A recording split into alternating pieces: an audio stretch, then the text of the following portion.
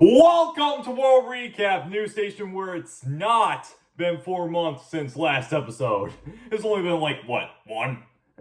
But anyways, it's May and I'm ready for the school season to end. Anyways, I'm your host, William D. Evans, and let's jump into last week. Kicking things off at the Beer and Cinema tomorrow night, or today night, will be your last night to watch The Accountant 2. I'm hosting this without knowing where this episode will be released Monday or Tuesday, so you can take your pick. I have nothing today, about this movie because, I did not watch the first Accountant movie. So, do you expect me to watch the sequel? What's it even about anyways? The most mundane job in existence? And, anyways, next up, playing this weekend is Sinners. Critically acclaimed movie, which I might give a shot for next episode. And now going into the pop culture news, let's see. Marvel's been going on a bit of a high note with their recent projects this year. From the lovely revival of Daredevil to the generally positive Captain America Brave New World, they seem to be back on their feet after the last few years of, Miss Marvel and Eternals. And their latest movie, Thunderbolts, is following this trend with it having a 95% on Rotten Tomatoes. That is, wild. 95%. Thus becoming the second highest rated movie of the MCU's whole history. Second only to Black Panther. I have yet to see Thunderbolts, but this is getting me really excited. I mean, I was already excited because it had Mr. Armed and Dangerous Bucky Barnes in there, but seeing this movie rated to such high standards makes me very curious to see what they've been cooking. And that's not all the Marvel news, since Jeremy Renner, the guy who plays Hawkeye, has revealed a new secret about his role. Marvel was going to make a second season to the Hawkeye TV series, but we're only going to pay Jeremy half the salary for that season. Mainly because they thought less of him because of his snowblower incident.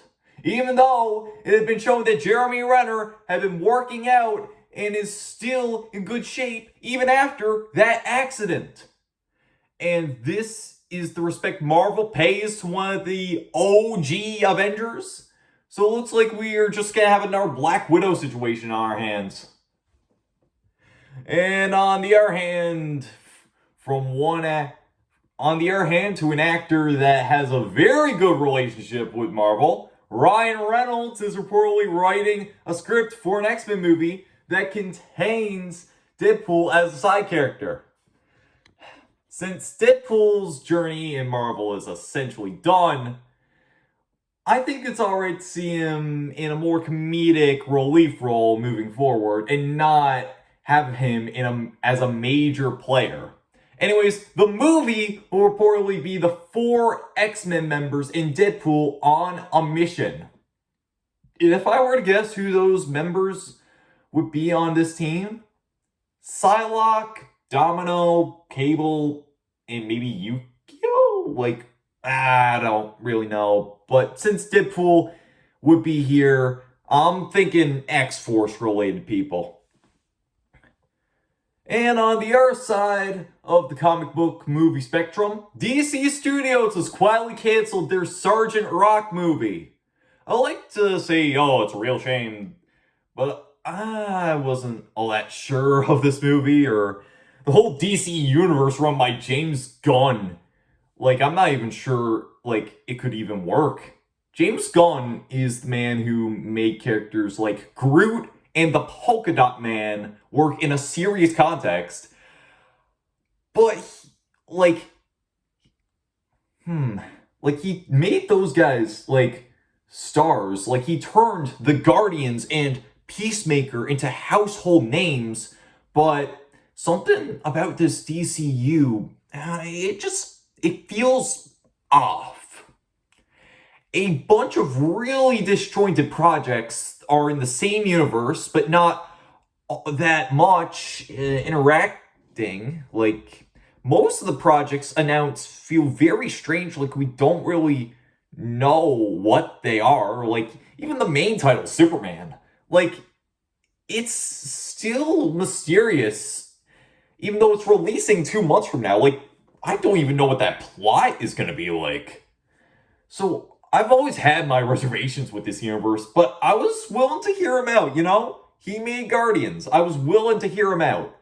But this cancellation just makes me really question if James Gunn knows what he's doing. Like, the fact that we have a Clayface movie in the works, and they're still unsure on how to integrate Batman into this whole narrative universe?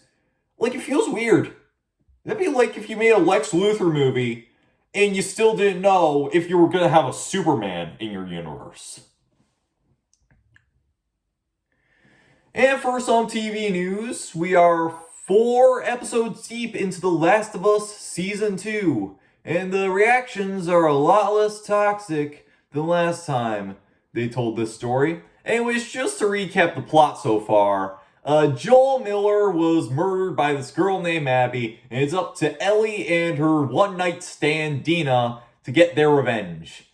This series is good so far. Episode 1 is good, but not great. Episode 2 is fantastic. And episode 3 is very great. Though, one note of criticism I have with this show seems like the show seems to really mess with some of the story beats for no real reason. Like, most of the stuff changed from the video game to the TV show in the first season worked well with the power of hindsight. But here, it feels flat out like they're doing, like, whatever they want. Like, why are they doing some of these things? Like, the way Ellie and Dina leave for Jackson, for Seattle, like, is completely different for no reason. It just, like, leaves questions on how certain plot points are going to be adapted moving forward. But, like, regardless, they are nailing it when it comes to, like, how they're adapting this very unapologetic and controversial video game. And, like, I can't wait to see the remaining 3 episodes, honestly. Next up, let's see. Remember how last month everybody went to see a Minecraft movie and screamed and threw riots at the sight of a chicken jockey? Yeah, good times. The police were called, people brung in real-life chickens, fireworks went off in a theater in Sweden. Yeah, many cinema employees quit and resigned. Good times. Well, it looks like Warner Bros. And Mojang saw how much people were making janitors want to jump into acid and made a very special block party edition to the film, which encourages children and man-children to start a war zone in the theater. Alright, the thing that made the whole chicken jockey trend special with an asterisk, was that it was a trend that was natural and was kind of funny. Not to the cinema workers, but like to the public it was hilarious. So having a version of the movie that encourages throwing your popcorn and slushies into children isn't as fun as doing it yourself. Like, so like this is just an example of like studios trying to ride off trends without even realizing what made these trends popular. Alright, next up, we got a trailer for the 3rd Now You See Me movie. Now you see me, now you don't. And from this trailer, I gotta say, this looks like it's going to be the best one yet. Now You See Me, like the Now You See Me movies, aren't perfect movies, but they are one of my guilty pleasures. 4 magicians using their tricks to pull off worldwide level heists for the good of the people. Like, you can't tell me that sounds awesome. And this trailer has more magicians and the return of the 4 horsemen. Like, it's so nice to see these characters together again. Like, and they're already making a 4th one. So, like, I'm even more hyped for this franchise than ever. Like, I love this series. Alright, lastly, for films and TV, just to get this off my chest, because I know this story requires it, I have never seen anything in my life related to the Hellaverse. Shocker. The straight man who heads to the gym and goes golfing every summer doesn't know what that is. But from what I've gathered at a quick glance on Wikipedia on incognito mode, here's what I've gathered. There are 2 shows, Has Been Hotel and Hell of a Boss. They're in the same universe. They have a collective fan base that should probably get checked into a psych ward. The show's creator, Vibsy Pop, encourages this fandom's weird and weird behavior that flat out just makes me uncomfortable. A child YouTuber of mine verbally spent $50,000 on a porn animation where he gets diddled by what I think is the main protagonist. The show got an emote in Fortnite. Yeah, that's it when it comes to my knowledge, so consider me an outsider. But for some reason, my YouTube Shorts and TikTok For You pages have been blowing up like they blew up on Monday for absolutely no reason, then calmed down on Tuesday. About how the second show I listed, Hell of a Boss, is coming to Amazon Prime and uncensored. All I know is that 2 cringe shows are far worse than one, and I just want this bull crap off my Shorts page. Because, I'm still seeing it every now and then. Why can't Amazon just cut the funding for, Has Been Hotel and just give it all towards Invincible so we can have season 4 actually look good? Alright, moving on to the video game news. The Nintendo Switch has gotten its last major update. What did it change? Just the UI, so it makes it more like the Switch 2. Just that. The apps are just given a Switch 2 coat of paint. And Nintendo has enabled game sharing and the virtual game card system. So yeah, looking at my Nintendo Switch, it feels bittersweet, you know? Better days are upon us, though I'm gonna miss the memories I've had with the first iteration. And one of those big things I'm gonna miss about the Nintendo Switch generation will be affordable games. Because Xbox has announced that they will be increasing the price of everything across the board. So consoles, in their first party releases, they're gonna be joining Nintendo in the $80 camp. So that only leaves PlayStation keeping things affordable. So if any PlayStation executive is watching this, just please don't increase the price of Ghost of Yotei. It's a game I am really looking forward towards. And I just want to, get this thing without costing, my front toes. Over to more positive news. Fortnite is finally coming back to iOS and Apple products. After a long legal battle between Fortnite and Apple for their quote-unquote monopoly, the courts have ruled in Epic Games' favor, thus allowing Fortnite to return once more. And Epic is doing some, they're doing some pretty petty victory laps as we speak. They're going to be re-releasing the skin they made to boycott Apple called Tycoon Tart. And they're going to be releasing a skin they've had on standby if Apple has ever complied to their demands, codenamed Pie Patron. The whole situation reminds me of when, me and my sister got into, some dumb arguments as kids. And when I won, I did victory laps, gloating that my viewpoint was better than, her correct one. I was wrong in most scenarios. She was just tired from beefing with me, but still, it made me feel good. Made 10-year-old me feel good. Now for a complete 180 with EA. Returning to defend their boxing ring title of the gaming industry's punching bag. This time, with their mass layoffs across the board, laying off more than 3 300 employees.